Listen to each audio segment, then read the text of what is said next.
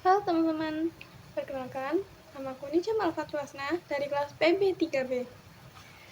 Pada kesempatan kali ini, aku akan mengajak kalian buat cari tahu nih tentang bakteri meliputi morfologi dan sejarahnya.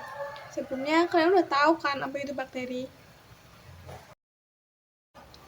Jadi, yang pertama, bakteri merupakan sekelompok mikroorganisme bersel satu yang masuk pada tingkatan prokariota. Secara anatomi dan morfologi, bakteri dapat tersusun atas lapisan kapsul, membran, dinding sel, plasmid, pili, flagel, nukleus, dan sitoplasma. Lalu, kalian pernah lihat kan beberapa bakteri memiliki bentuk yang berbeda-beda. Secara umum, terdapat 3 pembagian bentuk bakteri, yaitu kokus atau bulat, batang atau basil, dan spiral. Yang pertama, bentuk kokus. Bentuk kokus sendiri itu merupakan bentuk bakteri bulat utuh yang biasanya terbagi lagi menjadi beberapa jenis. Yang pertama adalah monokokus. Sesuai namanya, mono adalah satu dan kokus adalah bulat. Jadi, bakteri monokokus berbentuk bulat utuh dan hanya satu bulatan saja. Yang kedua adalah diplococcus. Seperti yang ada pada gambar, diplo artinya 2 dan kokus artinya bulat. Artinya, diplococcus itu merupakan bentuk bakteri yang berbentuk bulat dan bergandengan 2. Selanjutnya adalah streptococcus. Strep artinya bergandengan.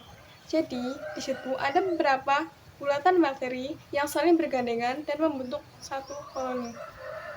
Selanjutnya adalah tetrad. Tetrad adalah 4 bulatan bakteri yang menyatu dan membentuk bentuk jajar genjang. Selain tetrad, ada juga sarcina yang merupakan 4 bakteri yang saling bertumpuk sehingga membentuk sebuah kubus. Dan yang terakhir, bentuk kokus adalah Staphylococcus yang merupakan gerombolan bakteri-bakteri kokus yang membentuk kelompok seperti anggur. Selain bentuk kokus, bakteri juga terdapat yang berbentuk panjang seperti batang atau basil. Basil juga ada pembagiannya. Yang pertama adalah monobasil, mono artinya satu, dan basil artinya batang. Artinya, bakteri monobasil hanya berbentuk seperti batang yang tunggal. Yang kedua adalah diplobasil. Diplo artinya 2, dan basil artinya batang, yang artinya terdapat 2 batang bakteri yang saling bergandengan menjadi satu. Nah, seperti bakteri kokus, bakteri basil juga punya jenis streptobasil atau beberapa bakteri basil yang saling bergandengan membentuk strep atau bakteri yang saling bergandengan. Dan yang terakhir, terdapat kokobasil. Bentuknya sedikit lonjong, tapi agak bulat juga. Ibaratnya seperti gabungan antara kokus dan basil. Dan bentuk lain selain bentuk kokus atau bulat dan basil yang merupakan bentuk batang, terdapat juga beberapa bakteri dengan bentuk lain seperti spiral, vibrio atau menyerupai koma, dan juga spiroseta yang berbentuk pilin. Selanjutnya, secara morfologis, bakteri juga dibedakan menurut letak dan bentuk flagel. Terdapat beberapa jenis bakteri yang dibedakan berdasarkan letak flagelnya itu. Yang pertama, ada monotrik. Monotrik adalah jenis bakteri di mana dia hanya punya satu flagel saja yang terletak di salah satu ujungnya. Yang kedua adalah amfitrik. Amfitrik adalah kondisi jika bakteri memiliki flagel-flagel di kedua ujungnya. Dan yang ketiga adalah lovotrik. Seperti monotrik yang hanya memiliki satu flagel di salah satu ujungnya, lovotrik juga hanya terdapat pada satu ujung, tetapi jumlah flagelnya lumayan banyak. Dan yang terakhir adalah peritrik, yaitu keadaan bakteri di mana di seluruh tubuhnya itu tertutupi oleh flagel. Nah, setelah tahu tentang morfologi bakteri, kalian penasaran nggak? Bagaimana sejarah bakteri ditemukan? Jadi, sejarah bakteri ditemukan selaras dengan penemuan mikroskop. Diawali dengan eksperimen Anthony van Leeuwenhoek yang mengamati plak giginya sendiri dengan alat yang diciptakan berupa mikroskop sederhana. Kurang lebih tampilan mikroskopnya seperti ada di gambar ya teman-teman. Nah, hasil eksperimennya menunjukkan bahwa ada makhluk-makhluk kecil yang bergerak di karang giginya itu. Akhirnya muncul teori bahwa makhluk-makhluk kecil itu adalah makhluk hidup yang disebut animalculus. Nah, dari temuan Anthony van Leeuwenhoek itu terdapat perbedaan pendapat. Ada yang beranggapan bahwa, ternyata makhluk hidup pun bisa muncul dari benda mati. Atau teori ini disebut dengan teori abiogenesis. Beberapa ilmuwan yang setuju dengan teori ini adalah Leeuwenhoek sendiri dan Aristoteles. Tetapi ada beberapa juga yang skeptis. Masa sih makhluk hidup bisa muncul dari benda mati? Akhirnya, beberapa ilmuwan melakukan eksperimen-eksperimen untuk membuktikan bahwa teori itu salah. Percobaan pertama dilakukan oleh Francesco Redi. Francesco memasukkan 3 daging ke dalam 3 toples yang berbeda dan dengan perlakuan yang berbeda-beda. Pertama, dia memasukkan daging ke dalam toples dan dibiarkan terbuka begitu saja. Perlakuan kedua terhadap daging, dia dimasukkan ke dalam toples dan ditutup dengan kain kasa yang tipis.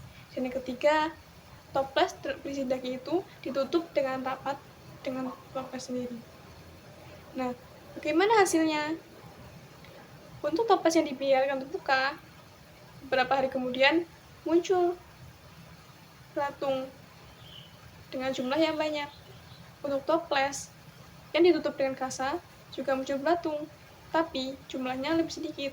Sedangkan toples yang ditutup dengan rapat tidak ditemukan sama sekali belatung di dalamnya.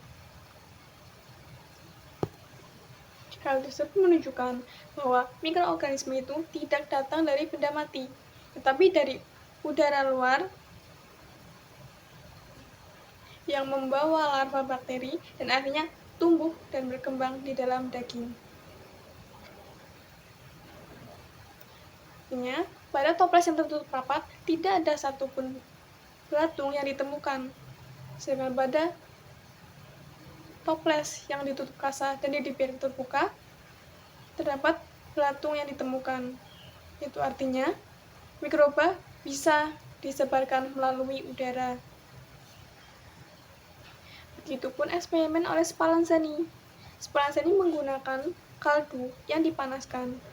Setelah dipanaskan, kaldu tersebut diletakkan pada 2 wadah yang berbeda. Wadah pertama ditutup dan wadah kedua dibuka. Seperti yang dihasilkan dari eksperimen Leeuwenhoek, kaldu yang terbuka mulai ditumbuhi bakteri, sedangkan kaldu yang tertutup sama sekali tidak ditemukan bakteri di dalamnya. Nah, eksperimen selanjutnya dilakukan oleh Louis Pasteur. Dia juga menggunakan kaldu seperti Spallanzani, tetapi wadah yang digunakan adalah berupa bejana leher angsa. Setelah kaldu dipanaskan, kemudian dimasukkanlah ke labu leher angsa dan dibiarkan tanpa ditutup apapun.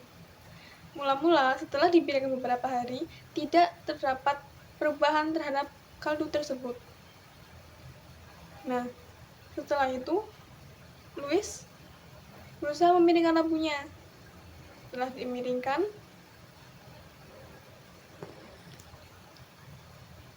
dan wadah ditegakkan seperti sebelumnya, beberapa hari kemudian muncullah beberapa mikroorganisme yang teridentifikasi. Hal tersebut menunjukkan bahwa mikroorganisme tetap dapat masuk ke dalam, hanya saja terperangkap di leher labu yang panjang.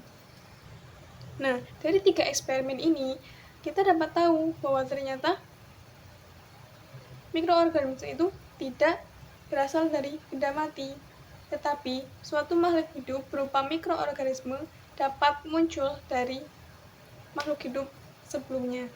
Nah, teori itulah yang disebut dengan teori biogenesis,